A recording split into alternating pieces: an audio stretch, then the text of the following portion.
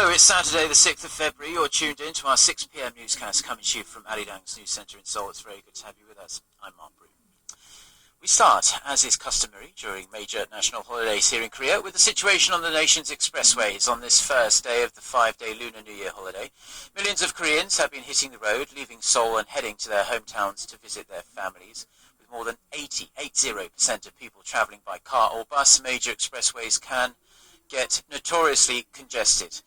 Let's get a check on the current conditions with our Oh Soo-young, who is at a toll gate heading out of Seoul. Soo-young, how are things looking at the moment? Hi Mark, behind me hundreds of cars are streaming out of Seoul on the Gyeongbuk Expressway. The traffic flow is slowly loosening up after reaching its daily peak at around noon, but drivers still have a long way to go. Road authorities predict the nationwide congestion will only begin to ease sharply from 8 to 9 p.m. this evening. If you were to set off from Seoul right now, it would take you an estimated 5 hours to get to Busan.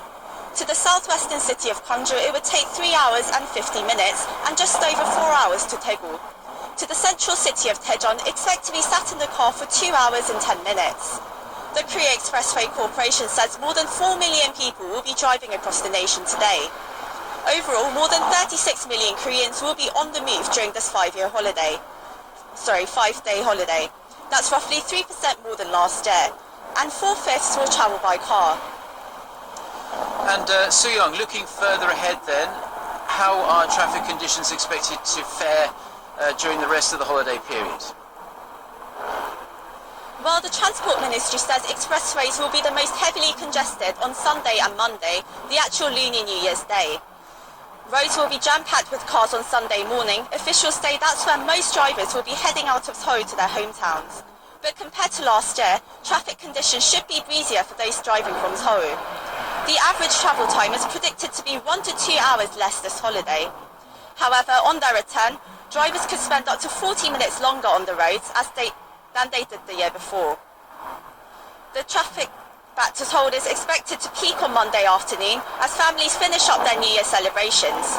Road authorities forecast almost 8 million people will be on the move that day alone. That's all for now from me. I'll be back with more updates during our next newscast at 10 p.m. Back to you, Mark. Well, thank you very much, Soo-young. Please try and stay as warm as you can. It's very cold out there. Now, in the rest of the day's news, President Park Geun-hye has held telephone talks with her Chinese counterpart Xi Jinping on North Korea's recent nuclear test and the regime's plans to launch a rocket. Officials say the two leaders spoke for around 45 minutes late Friday night. It marks the first time the leaders of the two countries have spoken by phone about a North Korean nuclear test. The South Korean leader urged President Xi to cooperate with the UN Security Council in adopting strong and effective sanctions on Pyongyang. In response, President Xi said China wanted to see a nuclear-free and peaceful Korean peninsula. Now, US President Barack Obama also spoke to President Xi by phone to press him to support punitive measures against North Korea. The White House said both leaders agreed on the need for a strong international response to North Korea's provocations, but didn't really go into many details. China is a long-time ally of North Korea and wields a veto on the UN Security Council. Now, speculation is mounting that North Korea will launch its rocket in the next few days, right at the start of the 2.5-week launch window it announced earlier this week. South Korea has heightened its military defense posture in response. Ji Myung-gil with the details. Experts say North Korea must forge ahead with the launch within a week, as it has finished fueling the rocket. Once the launch pad is checked and the cover is removed, only the final decision maker in Pyongyang knows when the countdown will begin.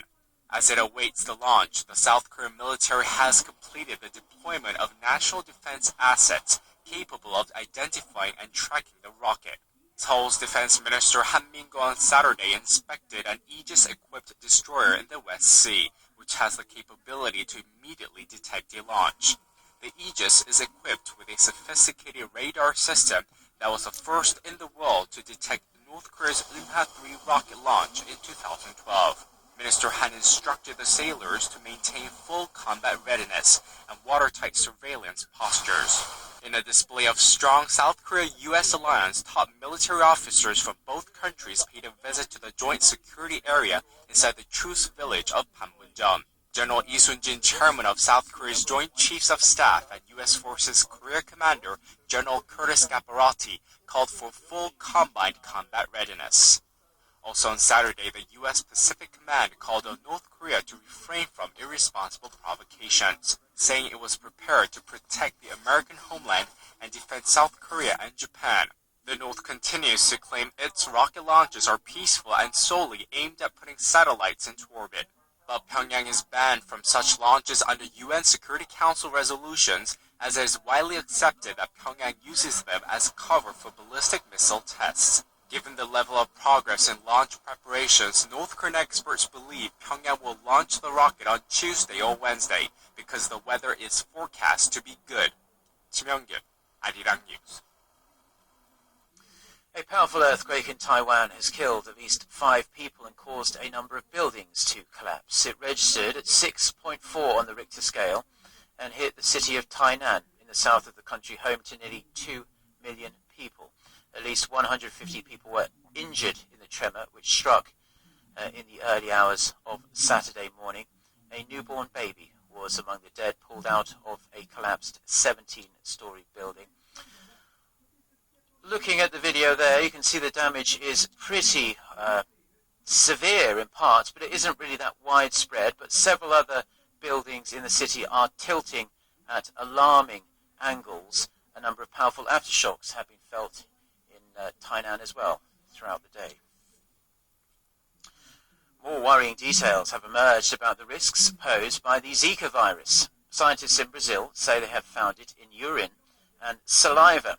A public health institute in the country says genetic testing identified the presence of the virus in fluid samples from 2 patients who were suffering from the mosquito-borne viral infection.